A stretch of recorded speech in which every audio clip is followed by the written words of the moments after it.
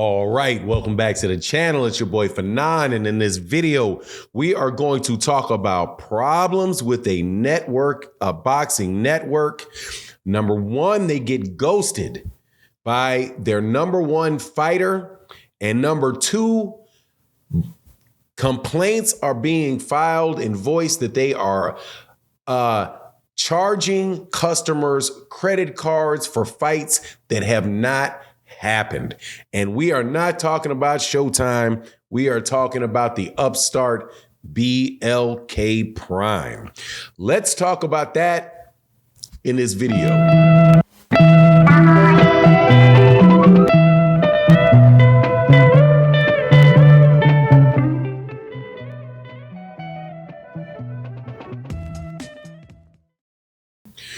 All right, welcome back to the channel. It's your boy Fanon, and in this video, we are going to be continuing our conversation about boxing networks that are looking like they are in trouble.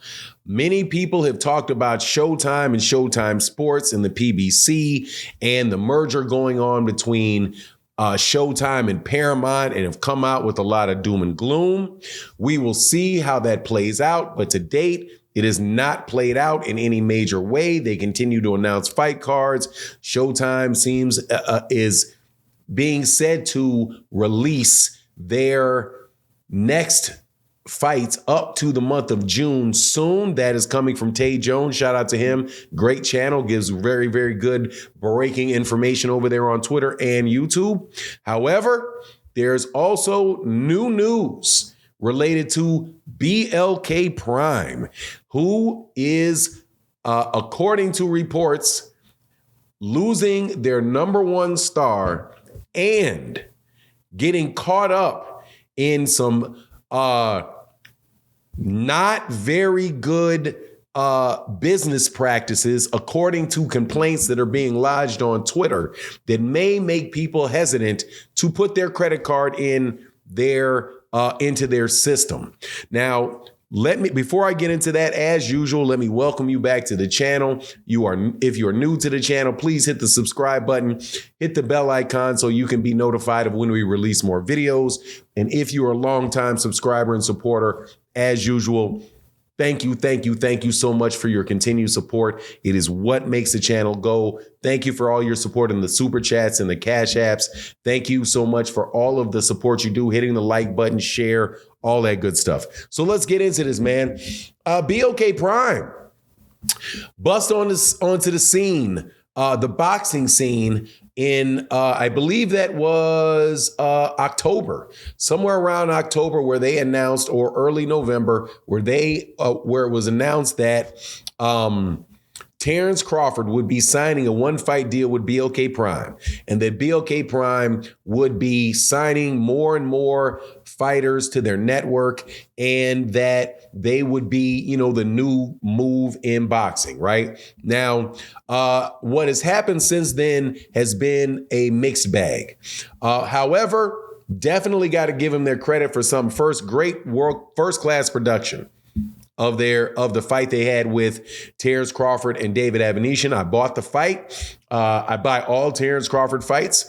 Have bought all of his pay-per-views, so that was nothing new. I was not about to miss a Terence Crawford fight, despite what you guys have to say about whether or not I like Terence Crawford or not.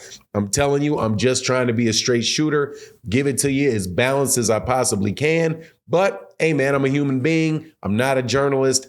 I've got my opinions, so I'm going to share my opinions with you. It wasn't the best fight in the world. Wasn't interested in making that fight. Wanted to see Terence Crawford fight Errol Spence Jr., but it is what it is. But they had a very good production. After that, though, they've had a series of problems. And the biggest problem that they have had is that everyone knows about, is that they have had to reschedule a fight They've had to replace opponents for Adrian Bronner multiple times when he was originally supposed to fight Ivan Redcash. However, the promoter for that fight did not dot his I's and cross his T's because Ivan Redcash's promoter wouldn't let him fight. Then he moved on to Hank Lundy. They moved on and announced a fight with Adrian Bronner and Hank Lundy. That fight fell apart because Hank Lundy was already on another card, just like David Avanesyan had been on another card. However, they were not able to get Hank Lundy off that card that he was headlining. And as a result, the promoter said, no way. And Hank Lundy has to go and fight on that headline card that he is not able to fight Adrian Brawner. So then they moved on to a third party. But this issue that they have now, two issues that they may have now, are even bigger than that.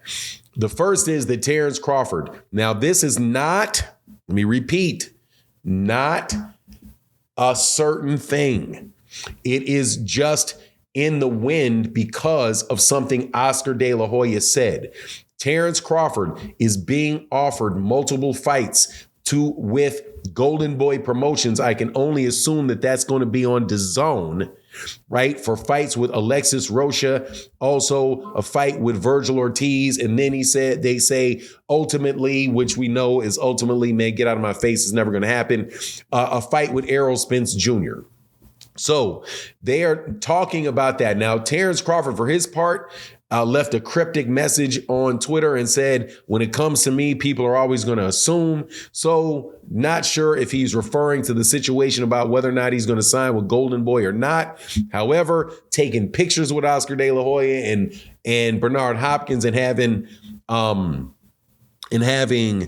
Oscar De La Hoya go out and say, that they're looking for a schedule of fights with Terence Crawford, seems like that is in play. And as a result, for people that may want to sign with BLK Prime, thinking Terence Crawford is going to be there, that can cause some hesitancy for them right there.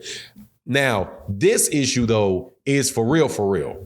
And that is a tweet that came out that said, hey, BLK Prime. Now, they didn't send it directly to the BLK Prime website. They sent it to basically a parody account, right? A parody account of BLK Prime. It said, hey, my credit card has been charged $39.99 and for a fight I did not buy.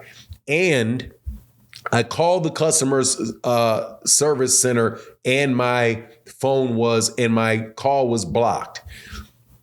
That sounds real shady. Now, do I know that is true? Because I have to be fair to BLK Prime. That is not verified that is true. This person very well could be telling a story. Just like Oscar De La Hoya very well could be laying it on a little thick about Terence Crawford. Terence Crawford could walk away and not sign with Oscar De La Hoya, and this particular report may not be true. However, these are still things that are out there that affect the perception of your organization.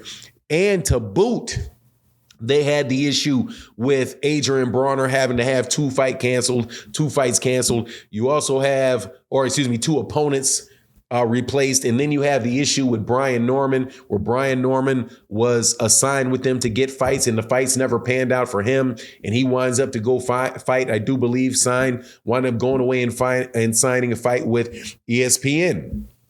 And Top Rank. I do believe he's with Top Rank. He could be with DAZN, but one of the other. I do believe it is ESPN though, and Top Rank. So he leaves because he didn't get his fights done. Now, where you have people that are complaining and saying that, look, man, I put my credit card in your system and you are charging me $39.99 and I can't even contact you to get my money back. That brings up questions about whether or not you should be giving them your credit card. Now, here's the whopper on that. BLK Prime, and this is something I believe is established, has filed bankruptcy like 12 or 13 times. So if you are paying money to BLK Prime, they won't give you your money back. They filed bankruptcy 12 or 13 times. They also lose their big star.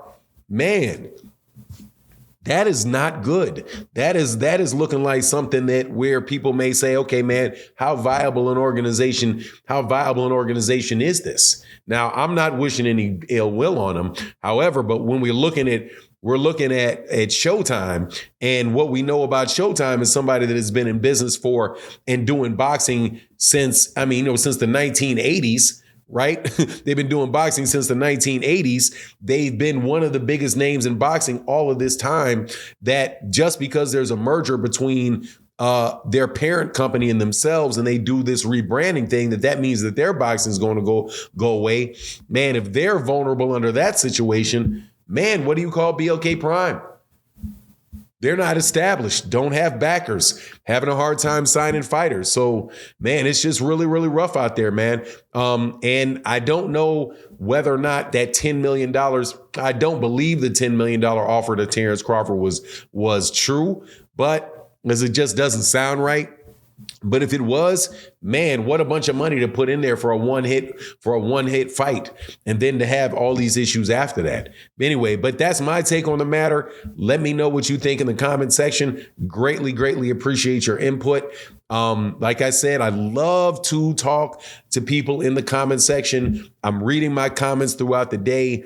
However, I got to tell you, if you guys continue to do this bot stuff where you leave these messages and just get nasty with me, bro, I'm going to remove that. I used to go back and forth with you a little bit, but I'm going to delete your message. May or may not block you, but if you could just try to keep it a little bit positive and on the subject, it would be greatly appreciated. And hold up on all the personal attacks, man, because look, I'm a boxing fan. I'm not a journalist. I'm giving you my opinion of what I see. If you think it's biased, yeah, man, it is what it is. Let's just keep it pushing and talk boxing. Anyway, with that, I'm out. Deuces.